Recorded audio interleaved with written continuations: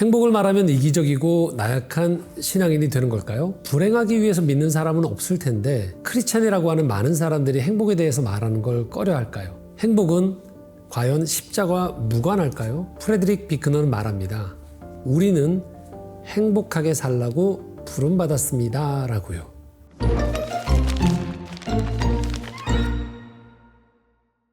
안녕하세요, 성현 목사입니다. 프레드릭 비크너의 주목할 만한 일상이라는 책을 소개해 드리려고 합니다.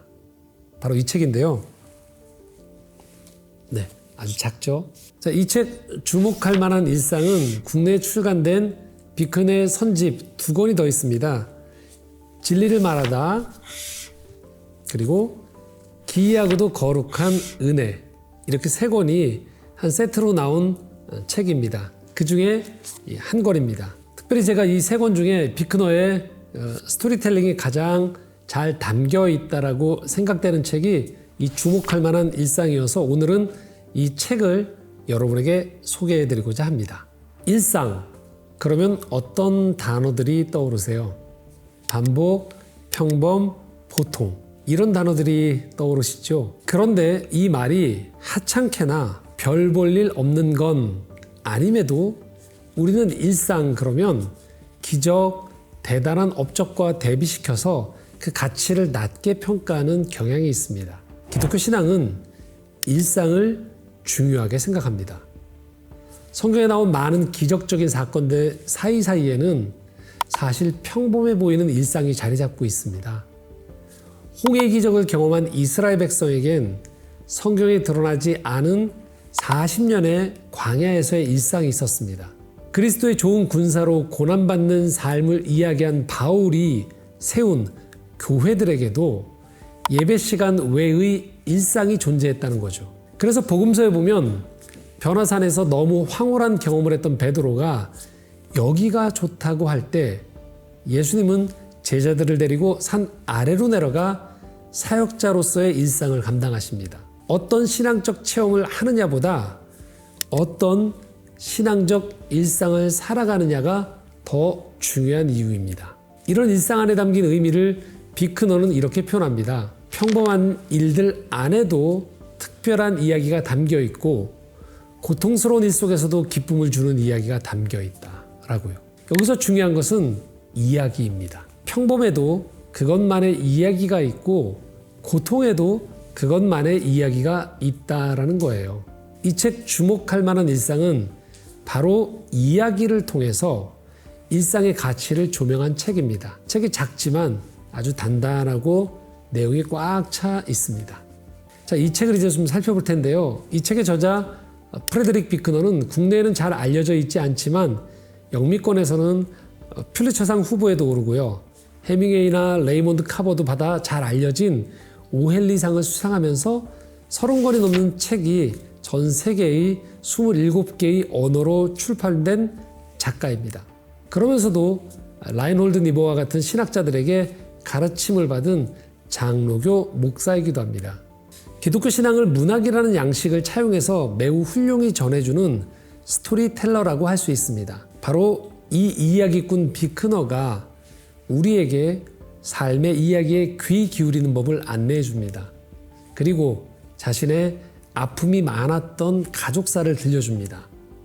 듣고 있으면 이렇게 솔직해도 되나 싶은 그런 이야기들을 들려줍니다. 놀라운 건 이 비크너가 들려주는 자신의 가족의 슬픈 이야기들이 비크너 개인을 불쌍히 여기도록 보게 만드는 것이 아니라 비크너 가족의 슬픈 이야기들을 들으면서 야, 저 얘기는 내 얘기인데 라는 공감을 불러일으킨다는 겁니다. 그러면서 독자 자신의 삶을 돌아볼 수 있게 해줍니다. 남들과 다르고 남들에게 얘기할 수 없었다라고 생각했던 그런 이야기들이 나만 있었던 건 아니구나라는 깨달음 속에서 내 인생에 찾아온 그 고통이 지우개로 지워야만 하는 흑역사가 아니라 새로운 눈으로 인생을 바라보게 만드는 재료라는 것이죠. 이걸 독자들이 자연스럽게 깨닫게 해주는 게 바로 이야기의 힘이고 이 비크너는 그 이야기를 잘 들려줍니다. 자, 그러면 어떻게 해야 우리가 삶의 이야기에 귀 기울일 수 있을까요?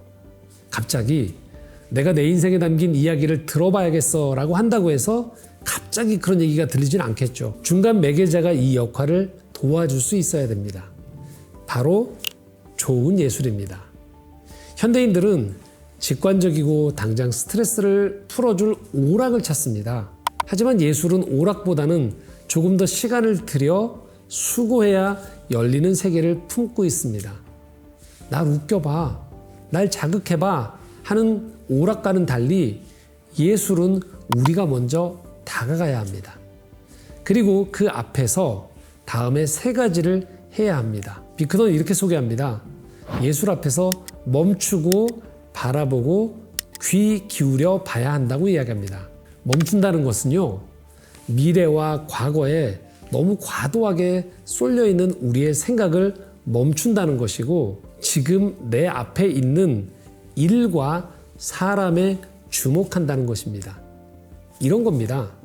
렘브란트가 그린 주름진 노파의 초상화를 한 예를 드는데요.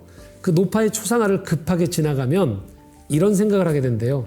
아, 나이 든 분을 그렸구나 라고. 거기서 끝난다는 거죠.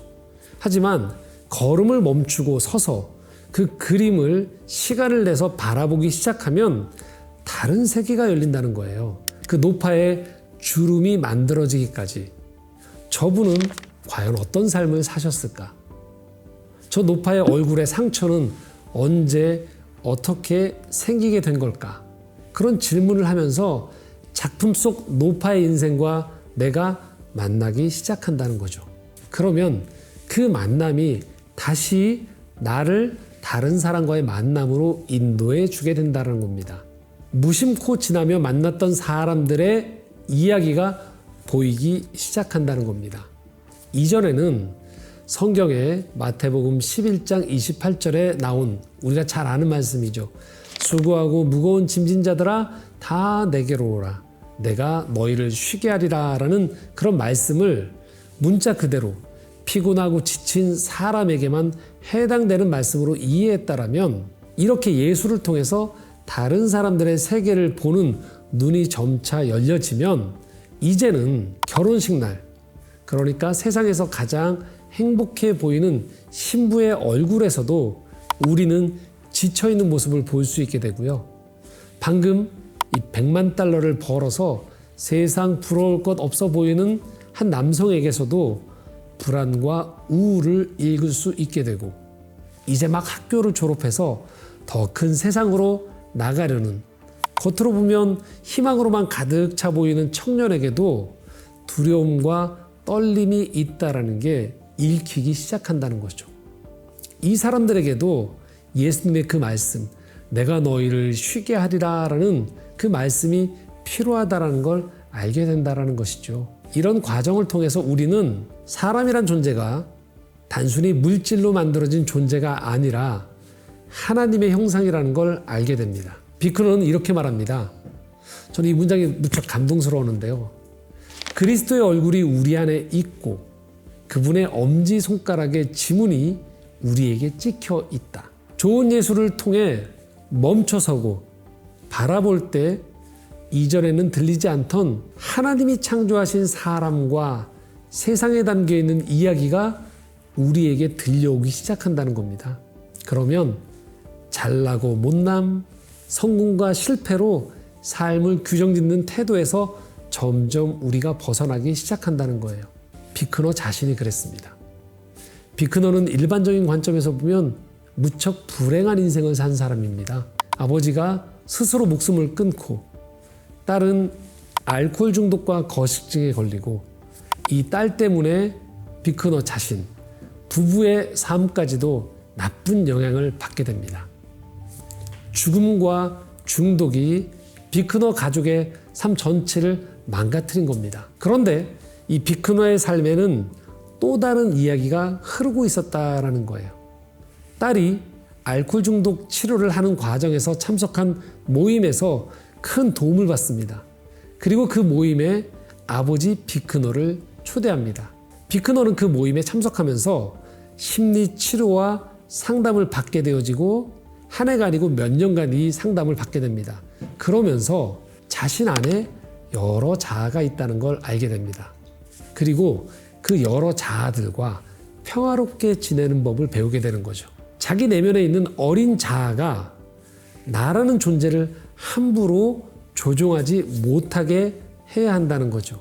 마침내 비크노는 이런 과정을 거쳐서 아버지의 자살에도 결코 울지 않았었지만 이제는 이런 치료 과정을 거치면서 극적인 변화를 맞이하게 됩니다. 한 번도 울지 않았던, 아버지가 돌아가셨을 때도 한 번도 울지 않던 그 어린아이 비크노가 성인이 되고서 이런 치료 과정을 거치고 나서 비로소 아버지의 죽음을 생각하면서 울 수 있는 사람이 되었다라는 거예요. 다 큰 어른이 그냥 한 번 우는 그런 울음이 아니라 자신의 불행 속에 담긴 슬픔을 온전히 받아들이고 그 불행에 굴복당하지 않는 어른이 된 사람만이 울 수 있는 그런 눈물을 흘린 거라는 거죠.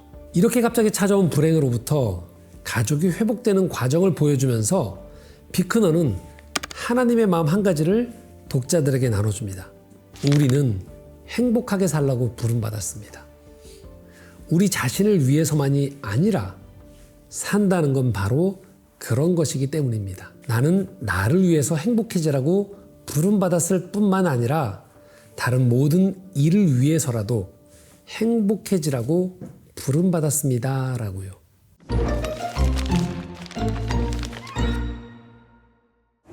이렇게 책을 통해 만난 비크너가 자신을 대하는 태도, 삶을 대하는 태도가 제게도 큰 위로가 되었습니다. 살아오면서 겪었던 많은 어두운 시간들, 고통들, 그 속에도 여전히 숨겨진 좋은 이야기들, 내 삶을 바꿔나가는 이야기들이 여전히 계속되었고 그 자리에 여전히 하나님의 손길이 있었다라는 것을 제가 더 확연하게 받아들일 수 있게 된 거죠. 비크너는 말합니다. 나는 전보다는 나은 사람이 되었지만 만족스러움과는 거리가 멉니다. 그러니까 완벽한 사람이 됐다는 얘기가 아니라는 것이죠. 여정은 계속됩니다. 라고요. 자기 삶을 소중히 대한다는 건 내 삶을 창조하신 하나님의 뜻에 그만큼 더 가까이 다가간다는 의미겠죠. 혹시 이 영상을 보시면서 조금 더 비크너에 대해 알기 원하시는 분들이 계시다면 비크너의 설교집이 있습니다. 어둠 속의 비밀이라는 책인데요. 그 책도 추천해 드립니다. 일상을 좀 더 깊이 성찰할 수 있는 이 스토리텔러인 비크너의 이 문학성과 따뜻함들이 또 잘 배어있는 좋은 책입니다.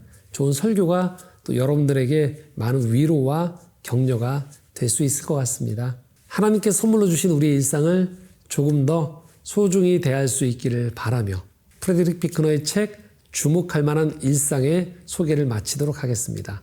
감사합니다.